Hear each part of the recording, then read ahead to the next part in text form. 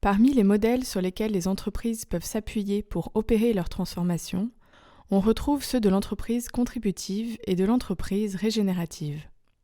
Pensé par Fabrice Bonifay et Céline Puffardichvili, le modèle de l'entreprise contributive vise à aller au-delà de la RSE et de la réduction des impacts pour donner à l'entreprise une nouvelle mission, celle de contribuer positivement à la société en termes à la fois économiques, sociétaux et environnementaux.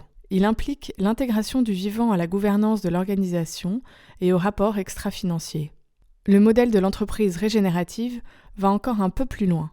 Il se donne comme objectif de mettre l'activité de l'entreprise au service de la restauration des écosystèmes. En voici les grands principes afin que tu puisses t'en inspirer pour nourrir ta réflexion et te projeter dans un futur souhaitable pour ton entreprise.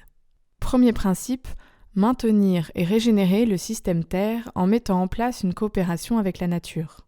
En premier, ne pas nuire. Ce premier impératif est bien entendu de limiter l'empreinte écologique globale, émissions de gaz à effet de serre, usage des sols, de l'eau, pollution, pour réduire à zéro les impacts négatifs des activités en tendant vers un maximum de sobriété et de circularité.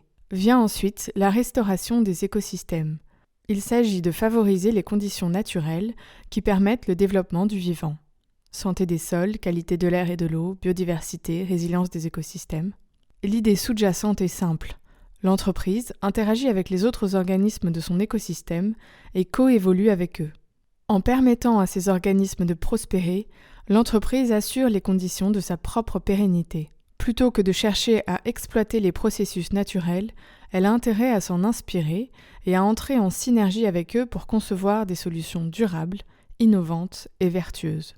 L'agroécologie, par exemple, permet au sol de se régénérer, ce qui favorise une agriculture fructueuse et pérenne, dont les produits contiennent davantage de nutriments, eux-mêmes bons pour la santé humaine. L'approche régénérative implique de repenser avec créativité les systèmes de production et de consommation. L'entreprise Greenfib, par exemple, cultive du ricin qui régénère les sols pour en fabriquer une matière première innovante qui remplace le plastique d'origine fossile.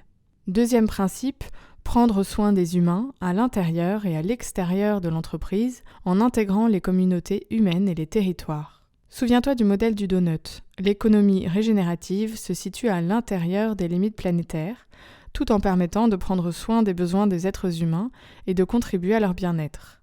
De la même façon, l'entreprise régénérative cherche à créer un impact positif sur la vie des personnes en veillant à ce que ces activités répondent à des besoins fondamentaux et contribuent à la santé des humains, que ce soit ses employés avec des conditions de travail saines et positives, des salaires équitables, des opportunités de développement, que ce soit ses clients, ses fournisseurs ou les communautés locales, soutien à l'emploi local, aux infrastructures, aux initiatives sociales du territoire. Un projet régénératif a ainsi pour caractéristique d'être ancré dans un territoire et de bénéficier à ses habitants. C'est une façon non seulement de promouvoir les valeurs d'égalité, d'inclusion et de partage, mais aussi d'assurer la résilience de son propre écosystème dont elle dépend directement. L'entreprise Pocheco, par exemple, a substitué ses encres à solvants et à composés organiques volatiles par des encres végétales afin de réduire l'exposition des collaborateurs aux produits toxiques.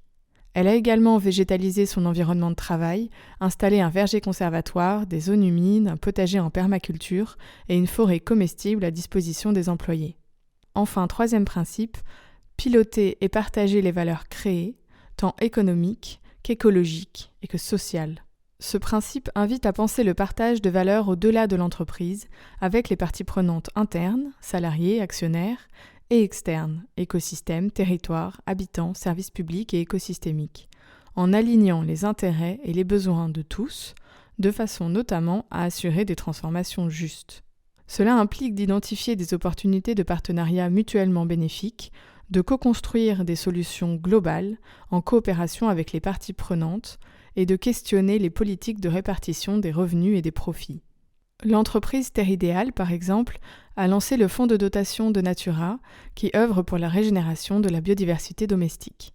Le modèle régénératif vise ainsi une triple régénération, celle des milieux de vie, celle des sociétés et celle de l'être humain. Il repose sur le développement de nouvelles relations avec l'ensemble des parties prenantes de l'entreprise.